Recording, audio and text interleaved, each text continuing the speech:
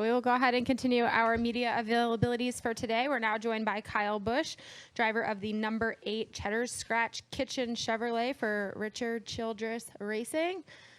Kyle just came in here with a great entrance. What'd you bring for everyone? Yeah, we brought some croissants for everyone from Cheddar Scratch Kitchen. Awesome opportunity to have them on board with us here this weekend. Got a couple stores close nearby that, they were able to get those fluffy, delicious tasting croissants all ready to go for everybody in the media center today. So welcome, go back there, grab you some, enjoy.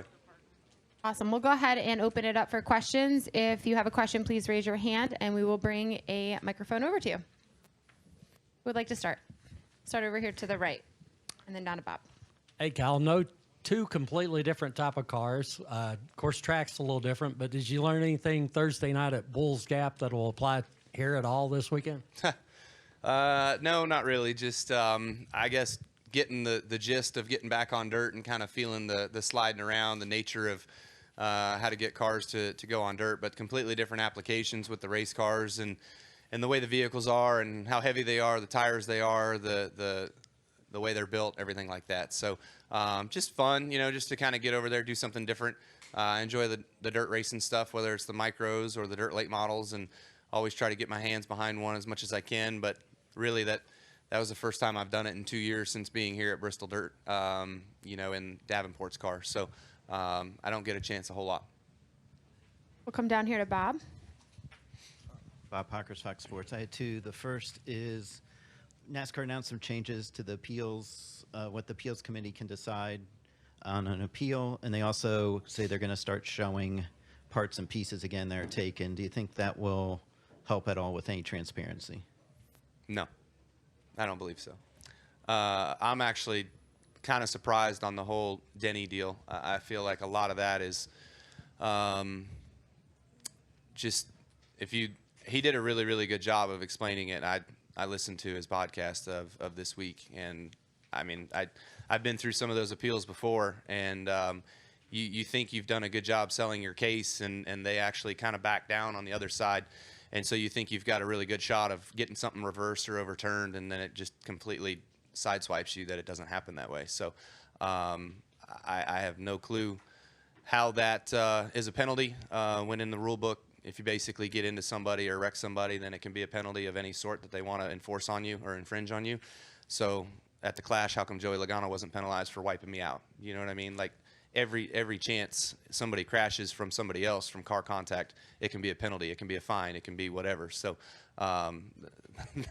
their rule book contradicts itself quite a lot, and all of us have a very, very hard understanding of exactly what's what. So it is what it is, and yeah, we'll keep going. And speaking of appeals, as far as the truck penalties that came out this week, do you plan to appeal any of those? No point in appealing. We'll lose. I don't have enough money to afford lawyers, so we'll let it go. We'll come over here to the right. That's not in the budget.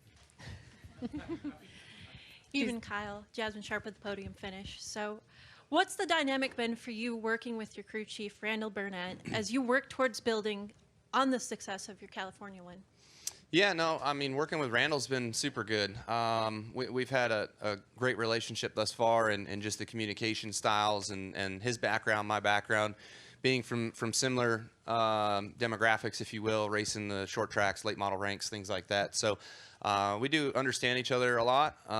It's just the nature of how do we apply what we're doing to the racetrack better. I feel like that's kind of our struggle, and we're continuing to work on that and find the pieces of how we can further improve on our processes of how we go about building a setup and making it translate to be successful at the track. So California was awesome, fantastic. That was a lot based off of what they did last year, and it worked. Some of the other stuff that we've done this year, we've based off of that, but we've also kind of gone towards something more similar that I've been accustomed to driving, being a little bit on the snugger side than what Reddick was always used to. So maybe we just need to forget anything that I tell them how to do and go more off of what they've always been doing. And second question is, NASCAR is raced at different tracks like the Coliseum and here with this Bristol dirt track. How important is it for the series overall to diversify its schedule? I mean, I believe it's probably the most diverse, if not the most diverse in any form of motorsports, even in any form of sport for that matter. You know, soccer, football, baseball, they all look the same. They all might not exactly feel the same, but they all look the same. And then when we go to the racetrack, they don't look anything close to each other. You know, the Clash is entirely different looking and seeing than what Martinsville is, and those are probably the two most comparable that you have on the schedule of racetracks. So, you know, having the opportunity of racing at super speedways like Daytona, Talladega, the short tracks of Bristol, Bristol Dirt, you know, Martinsville, the Clash, and even the 1.5 miles that are somewhat cookie cutter. A lot of them are very different. We'll come over here to the left and then right down here in the front. Kyle, we got the Chris Weaver, Fox 8 WGHP. Kyle, we got the All-Star race coming up in a little over a month. Your teammate got to do some tire testing there. What kind of feedback do you expect from him, and what are your feelings toward going to North Wilkesboro? Yeah, no, it's there's not going to be a whole lot of grip there. You know, I think the grip was gone probably back in the 80s, and they haven't touched it since. So, you know, it almost would have been worth probably putting dirt on it before us going there. So then you had dirt smeared into all the rocks and acted as an aggregate, and it would burn off and lose grip as you went. So that could have been interesting, but it didn't get the dirt on it quite in time before they made the decisions for all of us to go out there. But I'm looking forward to it. I think it's going to be, you know, cool to just get back to a nostalgic venue. You know, I enjoy all the NASCAR footage of stuff from the, you know, early 2000s, 1990s, you know, when I really kind of tuned in and started watching. So, you know, I don't know that you can go watch film of past races there and learn a whole lot, maybe a little bit. But I certainly do remember the times of, you know, Terry Labonte being there in the silver car, the Ironman car, and then Jeff Gordon winning the last race there, and just the, you know, the moments between Earnhardt and Bodine, Earnhardt and Rudd, and a lot of the other guys that, you know, would kind of feud a little bit there at North Wilkesboro. So cool place. We'll go ahead, Dustin, and then we'll come to Lee. Dustin Long, NBC Sports. I want to go back to the 2015 season.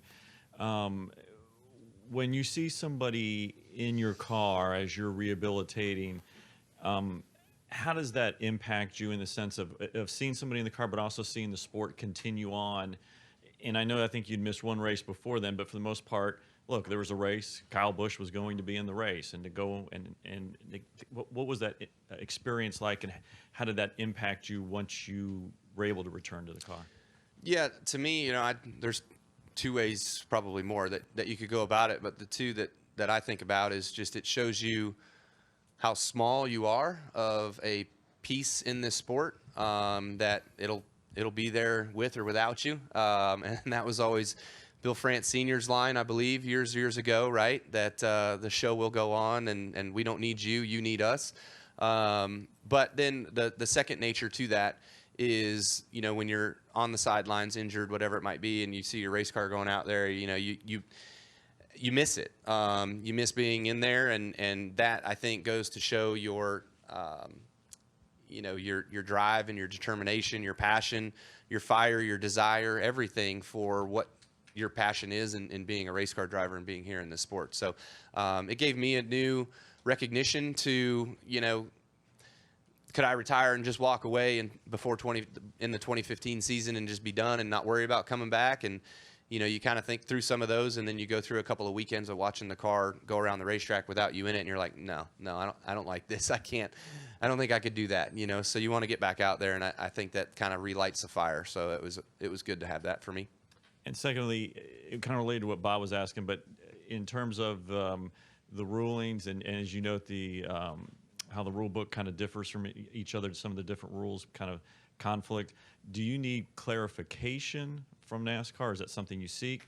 Or in one sense, are you almost hoping that NASCAR starts calling things a little bit more aggressively and not allowing some, you know, what may look like a crash, and just inserting themselves in and making a decision in light of what you've talked about in the last few weeks about respect and maybe trying to rein that in? Or is that going way over the line and causing a problem that just adds to it? Well, I think where I agree a lot with Denny is if we're supposed to be self-policing and have the opportunity to be able to go out there and do something, if someone did something to us to be able to go back and retaliate, how are we supposed to do that? You know, what does that tell me? What is and isn't okay? Apparently saying it 2 days after the fact is not okay. You know, saying it right after the fact when you're still hot and bothered is okay. But it's Byron got penalized still, and he admitted to it after Texas. right. Yeah. Well, fantastic. Great point. I don't think Denny brought that one up. Maybe he did in his presentation, but he said he had about 35 examples. So I wonder if I was any of those. But you know, the nature of it is, to me, how do you clean this up? I think you can clean up a lot of it by doing what we're all supposed to be doing at the local short track ranks, is penalizing those that are involved in the caution and sending them to the rear of the field. If there's a spin and you got punted by somebody and the caution is drawn, those two go to the back. You know, the one spinning is already going to the back, but the one that caused the spin should have to go to the back. So, I mean, that's a start. That's not a fix, but that's just a start to kind of help, you know, in the instance of what all goes down. So, okay, you want to bring up an example of COTA. So you had the one who got into the 48, who got into the 19. Is that right? 148, 19, 99. 99. So who do you penalize between the 48 and the 1, right?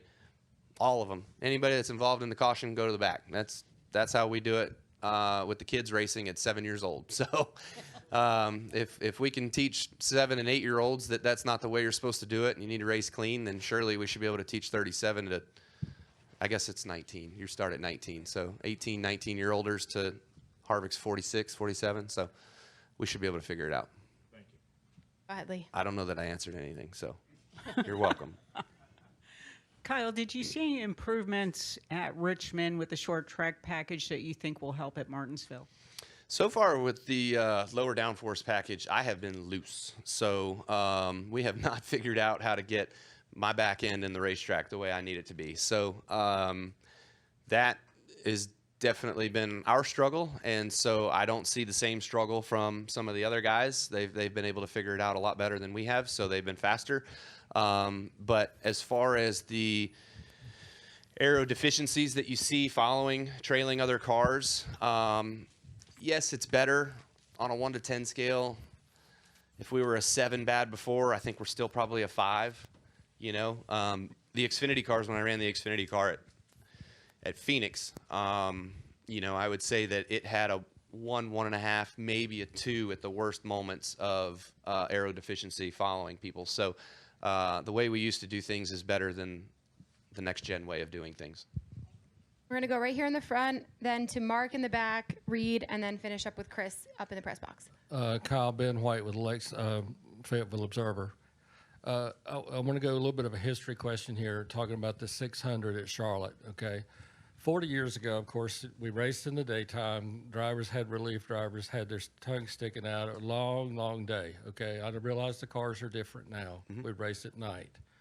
So, with all that said, is it still what is it now as far as physically taxing, mentally taxing? Even when we're doing it at night, what would you say? Is it both physically and mentally taxing still, even with this car? Yeah. So you're kind of going based off of the man versus machine of that era, you know, and I would say that parts and pieces of cars were a lot different back then. So you kind of had to drive them differently from back then on taking care of your equipment and not using up your stuff and whatnot. Where the cars now are about bulletproof, you know, just run them as hard as you can all race long, all the time. And that wears on a driver for sure, of just being on top of it every single lap and giving it everything all the time. So yeah, it's definitely physically demanding. You know, you get to, I've had Coke 600s where after the race is over, I'm fine, I'm good. I have no issue, you know, and I've had Coke 600s where I looked up at the scoreboard and it was mile marker 500 and I was like, okay, you know, we should be done. And I'm like, damn, we still got 100 more to go. This is going to be a night, you know. So I think it kind of depends on, you know, your routine, your workout and that sort of stuff. I've also had more super speedway races probably where I felt more mental fatigue, just of all the decision-making processes and everything that you got to think through. Where Coke 600, I don't think is too terrible on that for me. Yeah.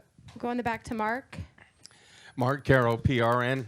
Kyle, following up a little bit on Lee's question at Martinsville, last year, and I realize we've got a new package, but no matter what the package is, were you surprised to see a guy like William Byron go out and lead 490 some odd laps in Martinsville?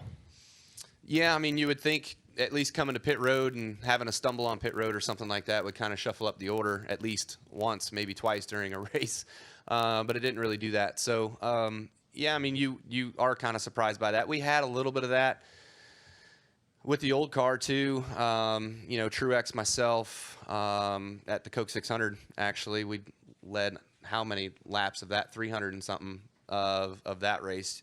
So it's not always unprecedented to see someone be able to run up front and dominate a race, but with this next gen car last year, it was a lot easier to just mess up people's aero following you and make them suffer more than what you were out front. So hopefully that doesn't happen this time around. We'll at take a Martinsville. question from Reed and then go to Chris, and we'll wrap there. Reed Spencer with the NASCAR Wire. Looking back on the win here last year, that, as it turned out, enabled you to keep your streak going, and then basically to break it this year to set the record. Would you have ever thought going into that a win on dirt would have been so integral to that streak? No, definitely not. So it certainly shines a light on just how important every single race, every single week is. You know, and for the nature of us going to all these different venues and having the diversity that we do and the racetracks that we go to is fun to a point.